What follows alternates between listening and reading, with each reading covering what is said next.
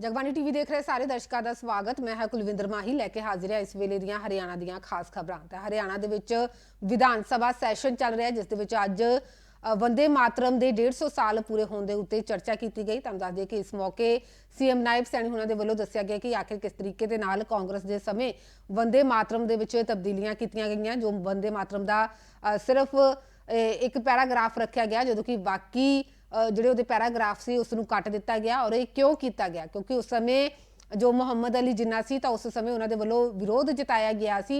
देवी माता का जिक्र अगले पैराग्राफ दे विच किया गया सी और इसे नूं लैके जो मुस्लिम भाईचारे के वल्लों विरोध जताया जाता तो उस समय की जिहड़ी सरकार सी तो उन्होंने वल्लों वंदे मातरम दे विच तब्दीली की जाती है। तो 1937 दे विच वंदे मातरम दे विच जिहड़ी तब्दीली की गई तो उसनूं लैके जिहड़ी चर्चा पहला भी की गई सी, लोक सभा दे विच भी की गई और अज हरियाणा विधान सभा दे विच ये मुद्दा चुक्या गया। इस मौके जदों सीएम नायब सैनी बोल रहे सी तां कांग्रेस के वल्लों जोरदार विरोध इत्थे किया गया और इत्थों तक कि जो कांग्रेस विधायकों के वल्लों विरोध किया जा रहा सी तां उस मौके स्पीकर के वल्लों इत्थों तक कह दिता गया कि इन्हों बाहर भेज दिता जाए। और जदों ये बाहर नहीं गए मार्शल उन्होंने बाहर भेजने अगे आए तो मार्शलों के नाल हथोपाई तक भी हो गई। तो की कुछ इस मौके सीएम नायब सैनी हुणां दे वल्लों कहा गया और विधान सभा दे विच किस तरीके दे नाल वंदे मातरम के 150 साल पूरे होने मौके की चर्चा दे विच हंगामा होया, तुहानूं सुना दिंदे हां।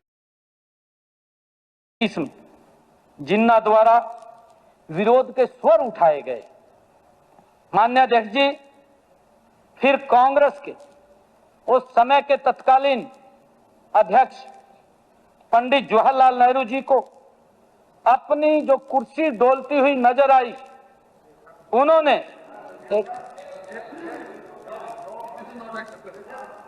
देखिए मैं वही कह रहा हूं जी, मैं यही बात कह रहा हूं जी, मैं यही बात कह रहा हूं जी, सच्चाई पता होनी चाहिए। मैं इसके ऊपर आगे तो सुन लीजिए, आगे सुन लीजिए। नहीं देखिए, नहीं आप नहीं क्यों मानी वो बात, क्यों मानी वो बात। और मुस्लिम लीग के दबाव में की राजनीति को कांग्रेस ने बढ़ावा दिया है। माननीय अध्यक्ष जी, यही वास्तव था जब एक राष्ट्र की देखिए सम्मान भावना को सभी अपनी सीट पर और विवाद और जिनको मैंने नेम किया बाहर जाए, जिनको मैंने नेम किया बाहर जाए, खुद बाहर जाए और बाकी अपनी सीट पर बैठे। जिनको नेम किया वो अंदर नहीं, वो बाहर जाएंगे और खुद जाएंगे।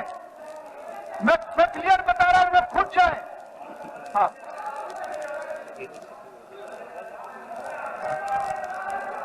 ठीक है, आप सब बैठिए प्लीज, आप सब बैठिए और जिनको मैंने नेम नहीं किया वो अपनी सीट पर बैठे और खुद जाए, नहीं तो मार्शल उनको बाहर लेके जाएंगे।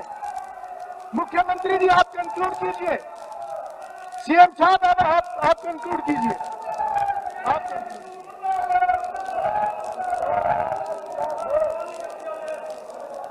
माननीय अध्यक्ष जी, यही वह क्षण था जब एक राष्ट्र की सम्मान भावना को संदेह और विवाद के घेरे में इन्होंने डाल दिया। माननीय अध्यक्ष जी, यहीं से उस विश्वासघात की पीड़ा का अध्याय आरंभ हुआ। माननीय अध्यक्ष जी, मुझे बड़े दुख के साथ कहना पड़ रहा है कि इतना महान और पवित्र गीत होते हुए भी मैं फिर से कह रहा हूं, जिसको मैंने नेम किया है वो कृपा करके बाहर जाए और जितने रहा मार्शल, जो मार्शल खड़े जिनको नाम नेम किया उनको बाहर कराओ, उनको बाहर निकालिए। ऐसा हम भी चलेगा।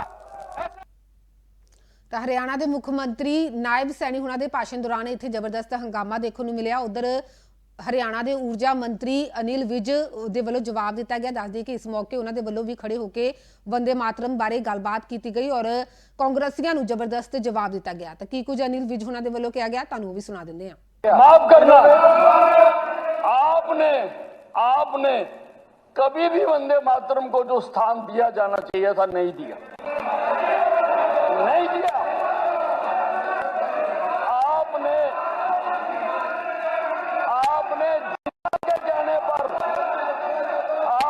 जिन्ना के कहने पर वंदे मातरम के 2 पैरों को काट दिया। आपने वंदे मातरम के पैरों को काट दिया जिन्ना के कहने पर।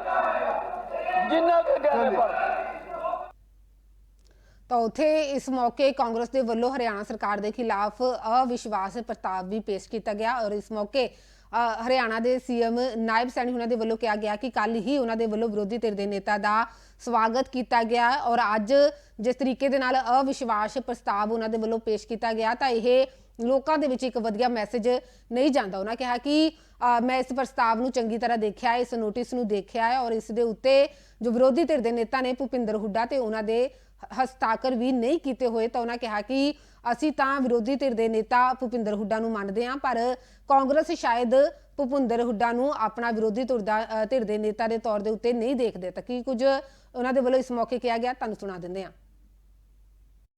बात का है कि 2 घंटे भी नहीं बीते विपक्ष के द्वारा अविश्वास प्रस्ताव लाया गया। माननीय अध्यक्ष जी, मुझे तो यह विश्वास ही नहीं हुआ कि एक अच्छी शुरुआत हुई और उसके बाद अविश्वास प्रस्ताव आ गया।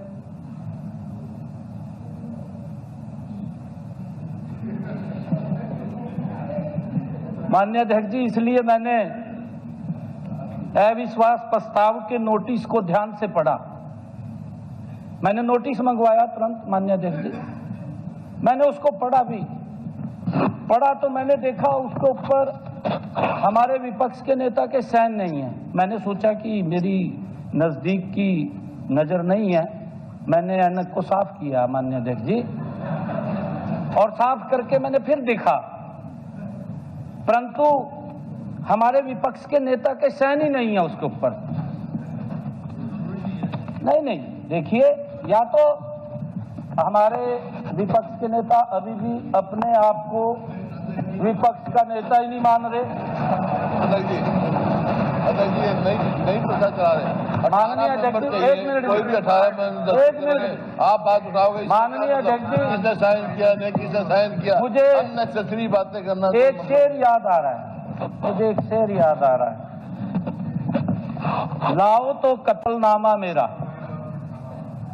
लाओ तो कत्लनामा मेरा, मैं भी देख लूं किस किस की मोहर है, सरे मजर लगी हुई है। माननीय अध्यक्ष जी, मैंने इस प्रस्ताव पर हुए हस्ताक्षरों को ध्यान से देखा, किस किस के साइन हुए, किस किस की मोहर लगी हुई है, मैंने पूरा ध्यान से देखा। मुझे उसमें हुड्डा साहब के कहीं भी हस्ताक्षर दिखाई नहीं दिए। हमारे सीनियर लीडर वी साहब ने उनके स्वागत में एक शेर भी पढ़ा था, एक शेर भी पढ़ा था माननीय अध्यक्ष जी, उनका स्वागत किया था। और हमारे वी साहब, क्योंकि जब उनके मन में आता है कि 1 साल के लंबे अंतराल के बाद हमें विपक्ष का नेता मिला, माननीय अध्यक्ष जी, इन्होंने उस शेर को पढ़ा, परंतु मुझे ऐसा लगा जो विज साहब ने शेर पढ़ा, इन्होंने उस बात को कहीं और ले गए। मेरे पास तथ्य भी है, उस बात को कहीं और ले गए इन्होंने। मुझे ऐसा लगा कि कांग्रेस को हुड्डा पर यकीन नहीं था। माननीय अध्यक्ष जी, आप मेरी पिछली डिबेट भी निकाल करके देख सकते हैं। फ्लोर ऑफ द हाउस मैंने तो ये कहा है कि हम तो भूपेंद्र सिंह हुड्डा को ही विपक्ष का नेता मानते हैं, हमने कहा है। मेरी स्टेटमेंट निकलवा लो, मैंने फ्लोर ऑफ द हाउस कहा है, मैंने फ्लोर ऑफ द हाउस कहा है कि हम तो भूपेंद्र सिंह हुड्डा को ही विपक्ष का नेता मानते हैं। ये बिल्कुल आपके पास रिकॉर्ड में होगी मेरी बात। ਤਾਂ ਉਧਰ ਮਨਰੇਗਾ ਸਕੀਮ ਦਾ ਨਾਮ ਬਦਲ ਕੇ VVG ਰਾਮ ਜੀ ਕੀਤੇ ਜਾਣ ਦੇ ਉੱਤੇ ਵੀ ਵਿਰੋਧੀ ਧਿਰਾਂ ਦੇ ਵੱਲੋਂ ਵਿਰੋਧ ਕੀਤਾ ਜਾ ਰਿਹਾ ਹੈ। ਦੱਸ ਦਈਏ ਕਿ ਇਸ ਮੌਕੇ ਬੋਲਦੇ ਹੋਏ ਅਨਿਲ ਵਿਜ ਨੇ ਕਿਹਾ ਕਿ ਵਿਰੋਧੀ ਧਿਰਾਂ ਨੂੰ ਇਸ ਨਾਮ ਤੋਂ ਸਮੱਸਿਆ ਨਹੀਂ ਹੈ, ਉਹਨਾਂ ਨੂੰ ਰਾਮ ਨਾਮ ਤੋਂ ਸਮੱਸਿਆ ਹੈ। ਜਦੋਂ ਰਾਮ ਮੰਦਿਰ ਬਣਾਇਆ ਗਿਆ ਸੀ ਤਾਂ ਉਸ ਨੂੰ ਲੈ ਕੇ ਵੀ ਵਿਰੋਧੀ ਧਿਰਾਂ ਦੇ ਵੱਲੋਂ ਸਵਾਲ ਚੁੱਕੇ ਜਾ ਰਹੇ ਨੇ ਸੀ, ਔਰ ਹੁਣ ਜਦੋਂ ਮਨਰੇਗਾ ਸਕੀਮ ਦਾ ਨਾਮ ਬਦਲਣ ਦੀ ਕਵਾਇਦ ਕੀਤੀ ਜਾ ਰਹੀ ਹੈ ਤਾਂ ਇਸ ਨੂੰ ਲੈ ਕੇ ਵੀ ਸਵਾਲ ਚੁੱਕੇ ਜਾ ਰਹੇ ਨੇ। ਤਾਂ ਉਹਨਾਂ ਕਿਹਾ ਕਿ ਇਸ ਸਕੀਮ ਦਾ ਸਿਰਫ ਨਾਮ ਨਹੀਂ ਬਦਲਿਆ ਜਾ ਰਿਹਾ, ਇਸ ਦੇ ਵਿੱਚ ਕਈ ਜ਼ਰੂਰੀ ਬਦਲਾਅ ਵੀ ਕੀਤੇ ਜਾ ਰਹੇ ਨੇ, ਜਿਸ ਨਾਲ ਜਿਹੜੇ ਮਜ਼ਦੂਰ ਇਸ ਨੇ ਨਾਲ ਰਜਿਸਟਰ ਹੋਏ ਨੇ ਤਾਂ ਉਹਨਾਂ ਨੂੰ ਕਾਫੀ ਫਾਇਦਾ ਵੀ ਮਿਲੇਗਾ। ਤਾਂ ਵਿਰੋਧੀ ਧਿਰਾਂ ਦੇ ਉੱਤੇ ਬੋਲਦੇ ਹੋਏ ਅਨਿਲ ਵਿਜ ਹੁਣਾਂ ਦੇ ਵੱਲੋਂ ਕੀ ਕੁਝ ਕਿਹਾ ਗਿਆ ਤੁਹਾਨੂੰ ਸੁਣਾ ਦਿੰਦੇ ਹਾਂ। खाली हैं, सारी सरकारों से हार चुके हैं। कार्यकर्ताओं को व्यस्त रखने के लिए कोई न कोई कार्यक्रम इनको देने पड़ते हैं। नाम बदलने में तकलीफ क्या है? इनको तकलीफ है कि जो राम जी का नाम जुड़ गया, इनको जो नाम बदल कर उसमें राम जी का नाम जुड़ गया तो राम जी से तो इनको बहुत तकलीफ है, पहले दिन से तकलीफ है, हर घटना में तकलीफ है। राम मंदिर बनाना था तब तकलीफ थी इनको, बन गया तो तकलीफ है इनको। अब उसका ऊपर जो भी इतने श्रद्धालु जा रहे हैं तो तकलीफ है इनको। इनको तकलीफ तो राम राम जी से है। तो महाराष्ट्र के पूर्व मुख्यमंत्री पृथ्वीराज चौहान ने कहा कि हमारा एक भी जहाज नहीं उड़ा ऑपरेशन सिंदूर को लेकर। पृथ्वीराज चौहान गद्दार है देश का। हमारे जांबाज सैनिकों की तौहीन करने का उसको कोई अधिकार नहीं है, और उसके ऊपर केस चलना चाहिए कि ये इंटेलिजेंस की बात है। इसको ये बातें कैसे पता लगी, इसका किसके साथ तालमेल है, और जो इसकी भाषा है वो हिंदुस्तानी की भाषा तो हो नहीं सकती। ये तो पाकिस्तान के किसी के पढ़ाई पर बोल रहा है, और ये भी जांच करनी चाहिए कि किस पाकिस्तानी के साथ इसका संपर्क है। ਤਾਂ ਇਸੇ ਹਰਿਆਣਾ ਦੀਆਂ ਅੱਜ ਦੀਆਂ ਖਾਸ ਖਬਰਾਂ। ਇਸੇ ਤਰ੍ਹਾਂ ਹਰਿਆਣਾ, ਪੰਜਾਬ ਅਤੇ ਦੇਸ਼ ਵਿਦੇਸ਼ ਦੀਆਂ ਖਾਸ ਖਬਰਾਂ ਲੈ ਕੇ ਤੁਹਾਡੇ ਰੂਬਰੂ ਹੁੰਦੇ ਰਵਾਂਗੇ। ਤਦ ਤੱਕ ਲਈ ਮੈਨੂੰ ਦਿਓ ਇਜਾਜ਼ਤ। ਤੁਸੀਂ ਦੇਖਦੇ ਰਹੋ ਜਗਬਾਣੀ TV।